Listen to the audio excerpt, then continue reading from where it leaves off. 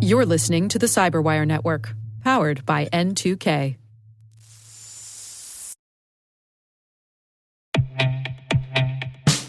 And now a word from our sponsor, SpyCloud. Identity is the new battleground, and attackers are exploiting stolen identities to infiltrate your organization. Traditional defenses can't keep up. SpyCloud's holistic identity threat protection helps security teams uncover and automatically remediate hidden exposures across your users, from breaches, malware, and phishing to neutralize identity-based threats like account takeover, fraud, and ransomware. Don't let invisible threats compromise your business. Get your free corporate darknet exposure report at spycloud.com/cyberwire and see what attackers already know. That's spycloud.com/cyberwire.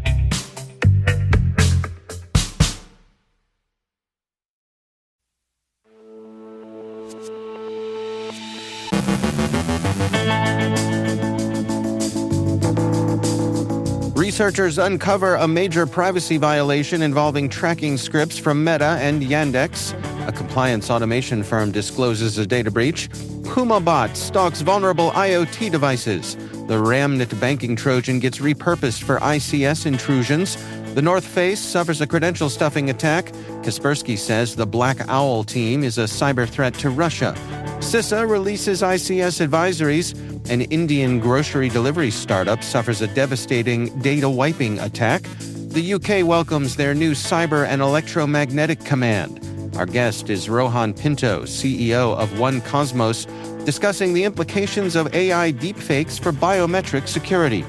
And the cybersecurity sleuths at Sophos unravel a curious caper.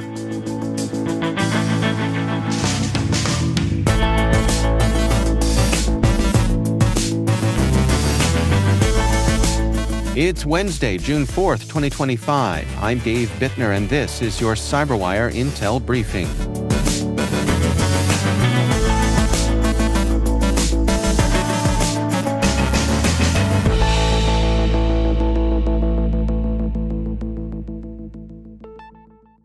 Researchers have uncovered a major privacy violation involving tracking scripts from Meta and Yandex embedded in millions of websites, Ars Technica reports.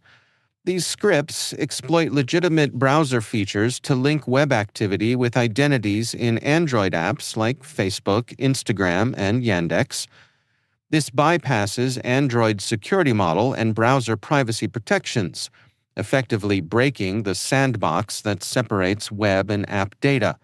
Meta began this tracking in 2023, while Yandex has used similar methods since 2017. The abuse involves covert communication via local ports and misused protocols like WebRTC.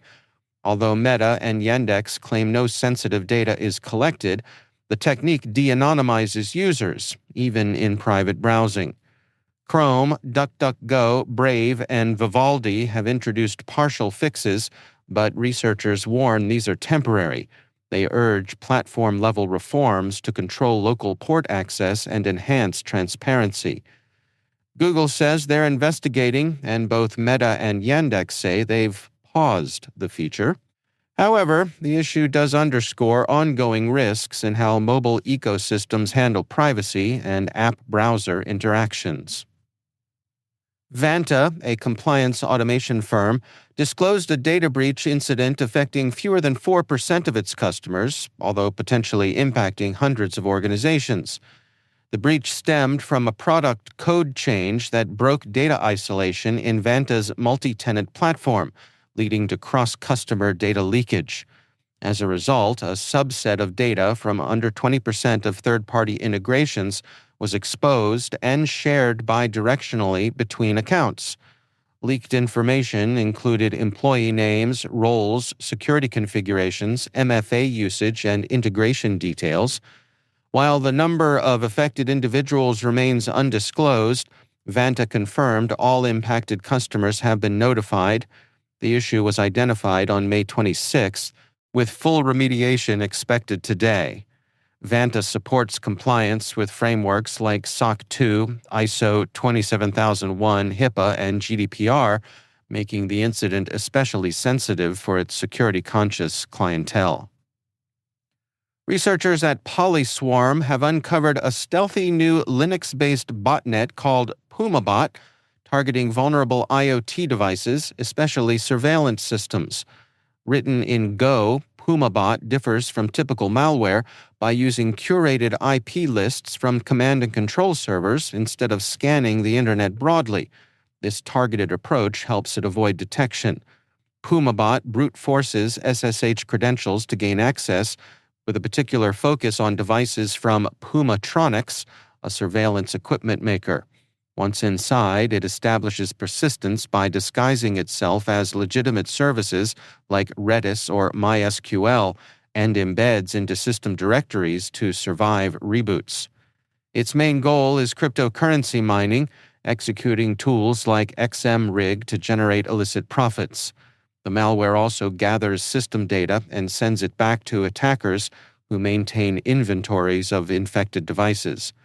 PumaBot's emergence underscores growing IoT risks tied to default credentials and weak security practices. Honeywell's latest security report reveals a sharp rise in ransomware attacks targeting industrial organizations, with over half of 2024's SEC-reported incidents affecting operational technology. More notably, data from Honeywell's SMX USB scanning solution uncovered nearly 1,800 unique threats among 31 million scanned files, including 124 previously unseen. The standout malware was win32.worm.ramnit, responsible for 42% of all detections, and showing a staggering 3,000% spike in the fourth quarter of 2024 versus quarter 2. Ramnit, originally a banking trojan, appears to be repurposed to extract industrial control system credentials. Its surge aligns with the widespread use of Windows-based ICS platforms, making it a potent threat via USB-borne infections. Honeywell's cybersecurity lead, Paul Smith, suggests that its effectiveness in stealing credentials and use of built-in system tools may explain its dominance, whether by accident or targeted design. On April 23rd, outdoor apparel brand The North Face suffered a credential stuffing attack where hackers used stolen login details from other breaches to access customer accounts. Though payment data remained secure, personal details like contact info, shipping addresses, and purchase history were exposed. The attackers exploited users' tendency to reuse passwords across sites. The company responded by disabling compromised credentials, forcing password resets, and urging customers to use unique passwords to reduce cross-platform security risks. No internal systems were breached. The pro-Ukraine hacker group BO Team, also known as Black Owl, has emerged as a major cyber threat to Russian institutions, according to Kaspersky. Active since early 2024, the group operates independently with its own tools, often targeting Russian government agencies and industries. A notable attack recently disrupted a third of Russia's national court filing system. BO Team gains access via phishing and delays actions to avoid detection, unusual for hacktivists. Their toolkit includes backdoors like Darkgate, Brockendor, and Remkos, and they often delete backups or use Babuk ransomware for extortion. The group disguises malware as legitimate software and shares details of attacks on Telegram. Despite their pro-Ukraine stance, BO Team works solo, without ties to other hacktivist groups, setting them apart in Russia's threat landscape.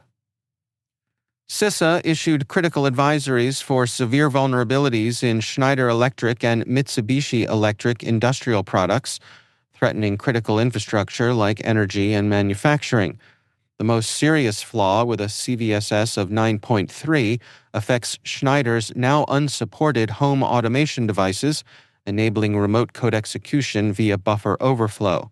Another Schneider vulnerability allows local code execution in EcoStruxure software. Mitsubishi's Melsec IQF PLCs face a CVSS 9.1 info disclosure flaw from improper input validation. CISA urges immediate mitigations, including firmware updates and network security enhancements. Indian grocery delivery startup Kirana Pro suffered a devastating cyber attack that wiped all its data, including app code and sensitive customer information. The breach, discovered on May 26th, occurred after hackers accessed root accounts on AWS and GitHub, likely via a former employee's credentials. The attack rendered Kirana Pro's app unable to process orders, halting operations for its over 30,000 active users across 50 cities. Founded in December 2024, Kirana Pro runs on India's open network for digital commerce and supports voice-based grocery ordering in multiple languages. The startup had ambitious expansion plans, now stalled by the breach. Despite using Google Authenticator for multi-factor authentication, hackers deleted all EC2 instances, leaving no logs or recovery options. Kirana Pro is pursuing legal action and investigating the incident with GitHub. The UK's Ministry of Defence has unveiled its Strategic Defence Review, emphasizing the critical role of the new Cyber and Electromagnetic Command, CyberEM. This new domain integrates cyber operations and electromagnetic warfare, now recognized as foundational to modern military strategy. The CyberEM command will lead both offensive and defensive cyber missions, coordinate across services, and work alongside the National Cyber Force without overlapping authority. It will also anchor the UK's new digital targeting web, designed to connect military assets for rapid precision strikes. The government aims to have the command operational by year's end and will invest over £1 billion to support it. These moves come amid rising cyber threats and follow a damning report on UK military readiness. UK Defence Secretary John Healey promises to reverse years of decline by growing force size, expanding tech capabilities, and returning the military to a war-ready posture by 2027.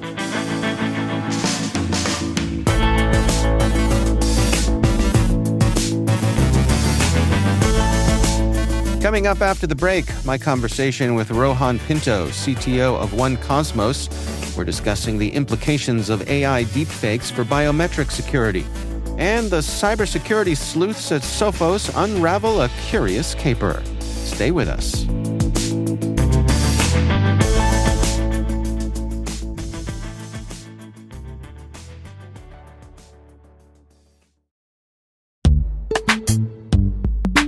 Compliance regulations, third-party risk, and customer security demands are all growing and changing fast. Is your manual GRC program actually slowing you down? If you've ever found yourself drowning in spreadsheets, chasing down screenshots, or wrangling manual processes just to keep your GRC program on track, you're not alone. But let's be clear, there is a better way. Vanta's trust management platform takes the headache out of governance, risk, and compliance. It automates the essentials, from internal and third-party risk to consumer trust, making your security posture stronger, yes, even helping to drive revenue. And this isn't just nice to have. According to a recent analysis from IDC, teams using Vanta saw a 129% boost in productivity. That's not a typo, that's real impact. So, if you're ready to trade in chaos for clarity, check out Vanta and bring some serious efficiency to your GRC game. Vanta, GRC, how much easier trust can be. Get started at vanta.com/cyber.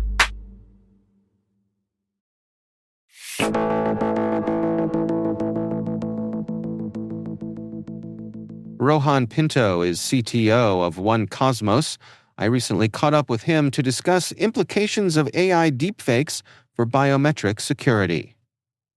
I think the reliance on biometric security should increase given the time period that we are in right now with the exponential increase of deepfakes and AI generated content, because deepfakes in itself, they can mimic facial features, they can mimic voice patterns, they can even mimic iris scans, thereby having the ability for an attacker to bypass a biometric authentication or verification system. So I think it is pretty crucial for any organization that works with biometrics to not discount the fact that deepfakes are being used extensively, especially given the whole North Korean hackers actually being able to um, secure themselves jobs in the US Department of Defense by using deepfakes. So it is pretty crucial that every organization that looks at biometrics to increase or enhance their security posture does consider looking at methodologies and processes to thwart deepfakes as well. I think like a lot of people, the most frequent interaction I have with this sort of thing is on my mobile device. I have an iPhone, I use Face ID to log in, and it works remarkably well. And then I'll go to the airport and they might ask me to have my face scanned. I was at a theme park recently and they used facial ID instead of tickets to get into the theme park. I'm curious, what is the state of the art these days? What is happening at the highest level with this sort of technology? I know you and your colleagues there get very high marks for the products that you all provide. Where do we stand? We got to remember one thing. When we talk in terms of systems or mobile devices or even kiosks at a theme park using Face ID to authenticate an individual, we got to remember that the authenticity is what matters, because end of the day, Face ID is local to the mobile, and you can actually have multiple individuals register their Face ID on the same device. So Face ID in itself is not sufficient to thwart deepfakes. When you look at mobile apps or kiosks that rely on systems that purely base identification or presence of an individual is not sufficient, because what Face ID and Touch ID does is that it identifies presence. It does not actually bind the identity of the user to the actual authentication mechanism. For example, on my mobile device, I have my face registered and I also have my son's face registered, which means that if I now use Face ID to access or authenticate into any corporate system, you have very low assurance that it's actually Rohan Pinto that's logging or accessing the system, because it could be any Face ID that is registered on that device. So at One Cosmos, we have approached the entire biometric aspect of authentication and security from a completely different angle. We have something called as live ID, which means that we verify the authenticity of the individual in real time by doing a lot of forensics in real time with the face that is being presented. Also match that particular face to the face that was actually registered during the onboarding event, to ensure that it is not just cryptographically signed like what Face ID does, but also asserts the fact that this is a live individual by doing a liveness check at the time of authentication, to have additional assurance that there is an actual identity that is tied to that particular authentication attempt, regardless of the form of biometrics that are used. Hmm. I hope that. Well, I mean, let's dig into some of the details of that. When you say a live individual, I mean, are we looking for things like eye movement? Are we looking for things like a heartbeat? What sets me apart from, say, a highly accurate silicone mask? Yeah, absolutely. So when it comes up to silicon masks, again, we do a lot of forensics on the face itself. I'll give you an example. I'll run through a couple of examples. For example, we just don't look at the face. We look at the depth between the ears and the nose, the distance between the eyes, the position of the iris, the angle from which you're looking at, the shadows, the depth patterns, and even we do some infrared as well to ensure that the person is a living, breathing individual. However, this might not thwart a silicon mask in the equation, but and it does enable us to identify that the person on the other end of the line is a living, breathing individual, regardless of whether the user is using a silicon mask or not.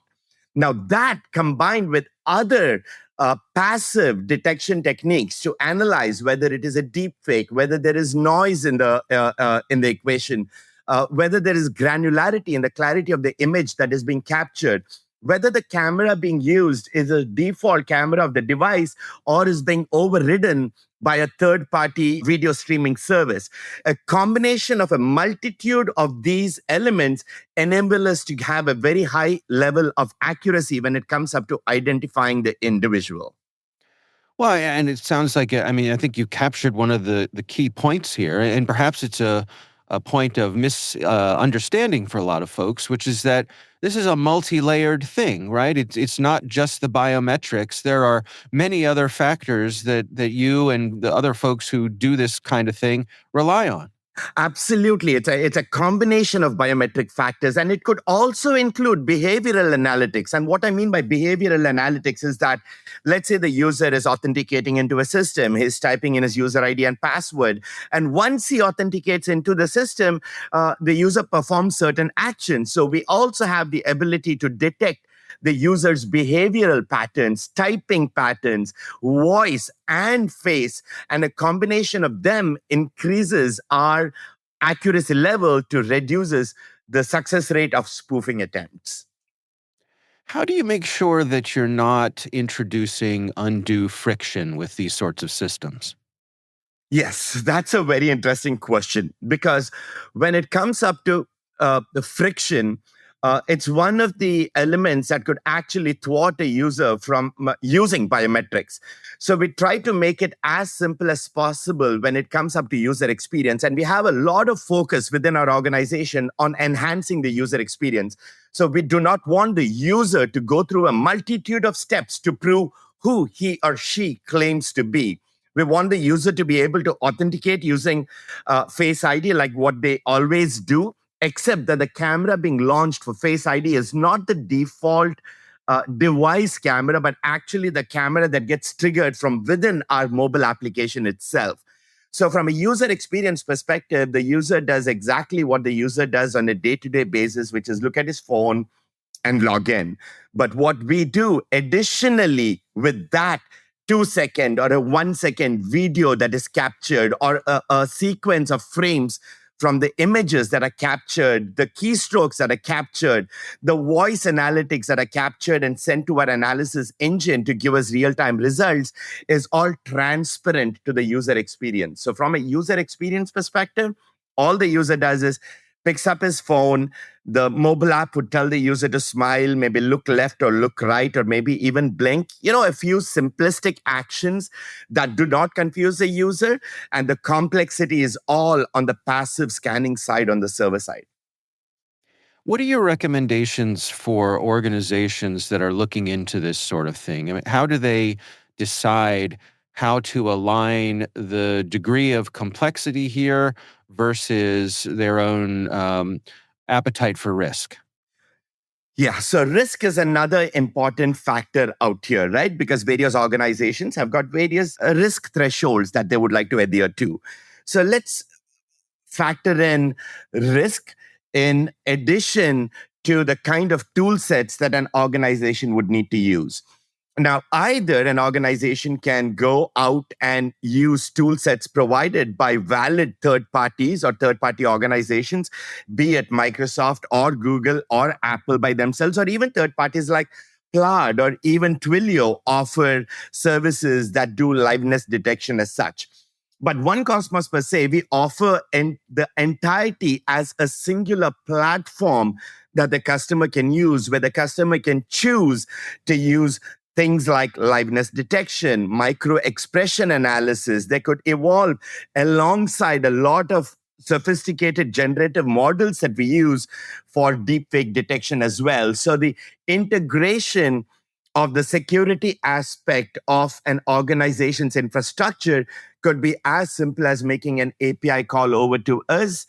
We carry on with the user journey from there on, ensure that the biometrics are authentic, ensure that it is not deepfake, ensure that there are no silicon masks used. We ensure that micro expression analysis is also done, run through a whole bunch of AI models that enable us to determine whether this is AI generated content or otherwise before we can return back not just a success of the authentication attempt, but also a risk threshold that the consuming organization can adjust based on their own risk thresholds or appetite.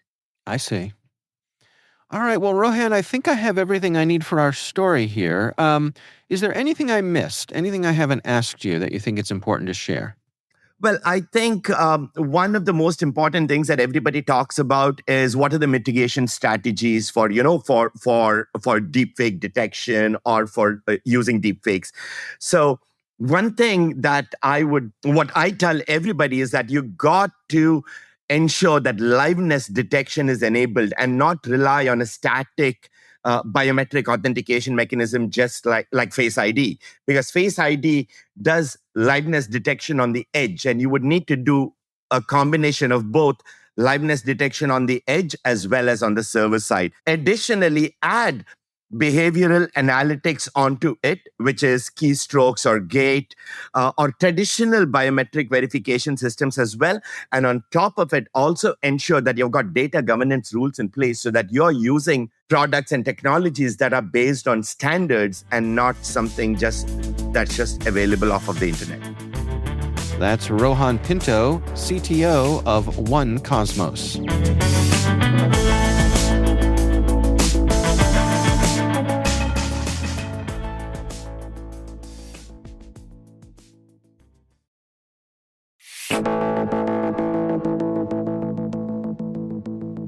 And finally, cybersecurity sleuths at Sophos have unraveled a curious caper. Over 130 open-source GitHub projects booby-trapped with backdoors, all courtesy of a mystery dev known only as ISCHHFD83. The plot kicked off when a user questioned the safety of Sakura Rat, a so-called malware tool that was less weapon, more whoopee cushion. Upon inspection, researchers found the code discreetly downloaded extra malware mid-compilation, targeting not businesses, but in a karmic twist, other hackers and wannabes. What followed was a journey through a thicket of copy-pasted chaos, automated commits, copycat accounts, and layers of obfuscation cloaking nasties like LumaStealer. Sophos suspects this is part of a broader distribution-as-a-service racket. They conclude the digital supply chain's underbelly remains as shady as ever, and if you're downloading free hacking tools from strangers on GitHub, well, maybe you're the mark.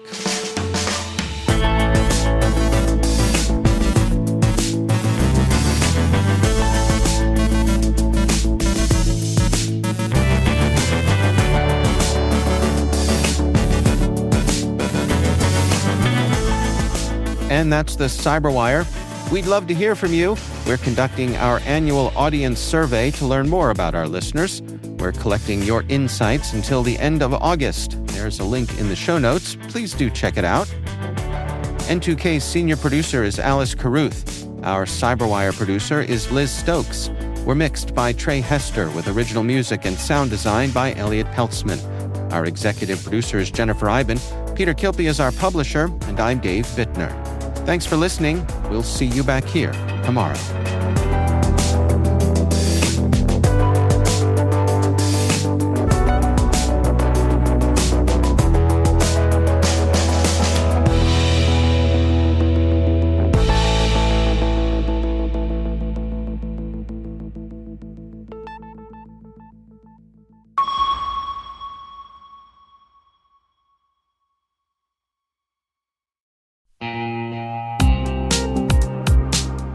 everybody, Dave here.